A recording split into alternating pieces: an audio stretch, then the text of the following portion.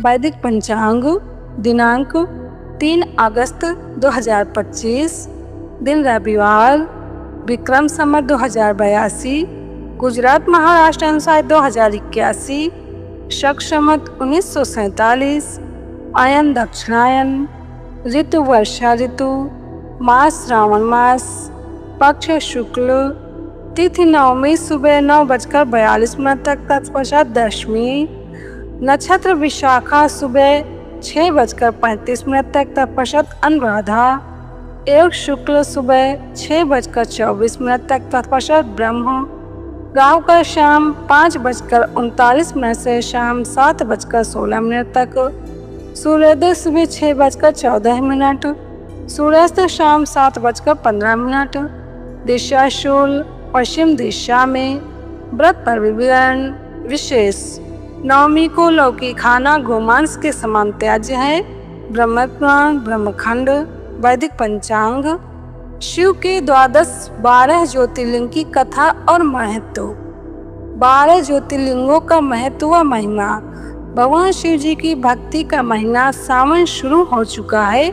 शिव पुराण के अनुसार एकमात्र भगवान शिव जी ही ऐसे देवता हैं जो निष्फल व सफल दोनों हैं। यही कारण है कि एकमात्र शिव जी का पूजन लिंग व मूर्ति दोनों रूपों में किया जाता है। भारत में 12 प्रमुख ज्योतिर्लिंग हैं। इन सभी का अपना महत्व व महिमा है। ऐसी मान्यता भी है कि सावन के महीने में यदि भगवान शिव जी के ज्योतिर्लिंगों के दर्शन किए जाएं तो जन्म जन्म के कष्ट दूर हो जाते हैं। यही कारण है कि सावन के महीने में भारत के प्रमुख 12 ज्योतिर्लिंगों के दर्शन करने के लिए श्रद्धालुओं का सैलाब उमड़ता है। आज हम आपको बता रहे हैं इन 12 ज्योतिर्लिंगों का महत्व व महिमा। सोमनाथ ज्योतिर्लिंग भारत का ही नहीं अपितु इस पृथ्वी का पहला ज्योतिर्लिंग माना जाता है। यह मंदिर गुजरात राज्य के सौराष्ट्र क्षेत्र में स्थित है। इस मंदिर के बारे में मान्यता है कि जब चंद्रमा को दक्ष प्रजापति ने श्राप दिया था, तब चंद्रमा ने इसी स्थान पर तप कर इस श्राप से मुक्ति पाई थी। ऐसा भी कहा जाता है कि इस शिवलिंग की स्थापना स्वयं चंद्रदेव ने की थी। विदेशी आक्रमणों के कारण यह 17 बार नष्ट हो चुका है। हर बार ये बिगड़ता है और बनता रहता है। मल्लिकार्जुन, यह ज्योतिर्लिंग आंध्र प्रदेश में कृष्णा नदी के तट पर श्रीशैल नाम के पर्वत पर स्थित है। इस मंदिर का महत्व भगवान शिव जी के कैलाश पर्वत के समान कहा गया है। अनेक धार्मिक शास्त्र इसके धार्मिक और पौराणिक महत्व की व्याख्या करते हैं। कहते हैं कि इस ज्योतिर्लिंग के दर्शन करने मात्र से ही व्यक्ति को उसके सभी पापों से मुक्ति मिलती है।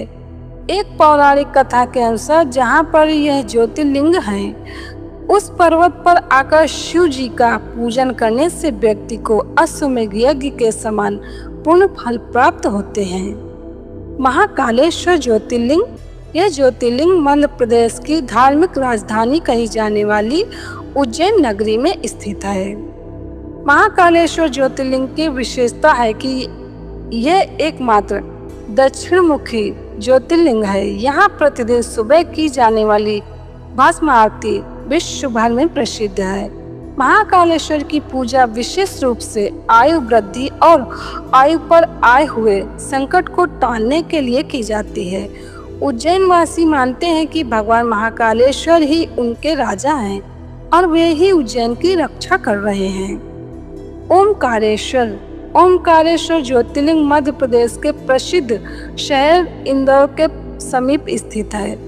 जिस स्थान पर यह ज्योतिर्लिंग स्थित है, उस स्थान पर नर्मदा नदी बहती है और पहाड़ों के चारों ओर नदी बहने से यहाँ ओमकार का आकार बनता है। ओम शब्द की उत्पत्ति ब्रह्मा के मुख से हुई है। इसलिए किसी भी धार्मिक शास्त्र या वेदों का पाठ ओम के साथ ही किया जाता है। ये ज्योतिर्लिंग ओमकार अर्थात ओम का आकार लिए हुए है। इस कारण इसे ओमकारेश्वर नाम से जाना जाता है। केदारनाथ स्थित ज्योतिर्लिंग भी भगवान शिव के 12 प्रमुख ज्योतिर्लिंगों में आता है। ये उत्तराखंड में स्थित है। बाबा केदारनाथ का मंदिर बद्रीनाथ के मार्ग में स्थित है। केदारनाथ समुद्र तल से लगभग 3584 मीटर की ऊंचाई पर स्थित है। केदारनाथ का वर्णन स्कंद पुराण एवं शिव पुराण में भी मिलता है। यह तीर्थ भगवान शिव जी को अत्यंत प्रिय है। जिस प्रकार कैलाश का महत्व है, उसी प्रकार का महत्व शिव जी ने केदार क्षेत्र को भी दिया है। भीमाशंकर ज्योतिर्लिंग महाराष्ट्र के पुणे जिले में सहारदी नामक पर्वत पर स्थित है। भीमाशंकर ज्योतिर्लिंग को मोटेश्वर महादेव के नाम से भी जाना जाता है। इस मंदिर के विषय में मान्यता है कि जो भक्त श्रद्धा से इस मंदिर का दर्शन प्रतिदिन सुबह सूर्य निकलने के बाद करता है, उसके 7 जन्मों के पाप दूर हो जाते हैं तथा उसके लिए स्वर्ग के मार्ग खुल जाते हैं। काशी विश्वनाथ ज्योतिर्लिंग भारत के 12 ज्योतिर्लिंगों में से एक है। यह उत्तर प्रदेश के काशी नामक स्थान पर स्थित है। काशी सभी धर्म स्थलों में सबसे अधिक महत्व रखती है, इसलिए सभी धर्म स्थलों में काशी का अत्यधिक महत्व कहा गया है। इस स्थान की मान्यता है कि प्रलय आने पर भी यह स्थान बना रहेगा। इसकी रक्षा के लिए भगवान शिव जी इस स्थान को अपने त्रिशूल पर धारण कर लेंगे और प्रलय के टल जाने पर काशी को उसके स्थान पर पुनः रख देंगे। त्र्यंबकेश्वर, यह ज्योतिर्लिंग गोदावरी नदी के करीब महाराष्ट्र राज्य के नासिक जिले में स्थित है। इस ज्योतिर्लिंग के सबसे अधिक निकट ब्रह्मागिरी नाम का पर्वत है। इसी पर्वत से गोदावरी नदी शुरू होती है। भगवान शिव जी का एक नाम त्र्यंबकेश्वर भी है। कहा जाता है कि भगवान शिव जी को गौतम ऋषि और गोदावरी नदी के आग्रह पर यहाँ ज्योतिर्लिंग रूप में रहना पड़ा। वैद्यनाथ, श्री वैद्यनाथ शिवलिंग का समस्त ज्योतिर्लिंगों की गणना में 9वां स्थान बताया गया है। भगवान श्री वैद्यनाथ ज्योतिर्लिंग का मंदिर जिस स्थान पर स्थित है उसे वैद्यनाथ धाम कहा जाता है। यह स्थान झारखंड राज्य के देवघर जिला में पड़ता है। नागेश्वर ज्योतिर्लिंग, यह ज्योतिर्लिंग गुजरात के बाहरी क्षेत्र में द्वारिका स्थान में स्थित है। धर्मशास्त्र में भगवान शिव नागों के देवता हैं और नागेश्वर का पूर्ण अर्थ नागों का ईश्वर है। भगवान शिव का एक अन्य नाम नागेश्वर भी है। द्वारकापुरी से भी नागेश्वर ज्योतिर्लिंग की दूरी 17 मील की है। इस ज्योतिर्लिंग की महिमा में कहा गया है कि जो व्यक्ति पूर्ण श्रद्धा और विश्वास के साथ यहाँ दर्शन के लिए आता है, उसकी सभी मनोकामनाएं पूरी हो जाती हैं। रामेश्वर ज्योतिर्लिंग, यह ज्योतिर्लिंग तमिलनाडु राज्य के रामनाथपुरम नामक स्थान में स्थित है। भगवान शिव जी के 12 ज्योतिर्लिंगों में से एक होने के साथ साथ यह स्थान हिंदुओं के 4 धामों में से एक भी है। इस ज्योतिर्लिंग के विषय में यह मान्यता है कि इसकी स्थापना स्वयं भगवान श्री राम ने की थी।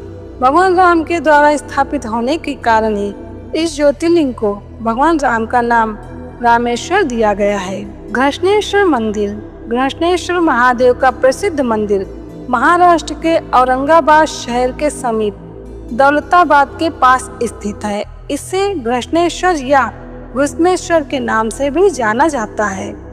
दूर दूर से लोग यहाँ दर्शन के लिए आते हैं और आत्मिक शांति प्राप्त करते हैं। भगवान शिव जी के 12 ज्योतिर्लिंगों में से यह अंतिम ज्योतिर्लिंग है। बौद्ध भिक्षुओं द्वारा निर्मित एलोरा की प्रसिद्ध गुफाएं इस मंदिर के समीप स्थित हैं। यही नहीं, श्री एकनाथ जी गुरु व श्री जनार्दन महाराज की समाधि भी है। श्री सुरेशानंद जी। वैदिक पंचांग संपादक अंजनी बहन नीलेश ठक्कर। वैदिक पंचांग प्रकाशित स्थल सूरत शहर गुजरात। वैदिक पंचांग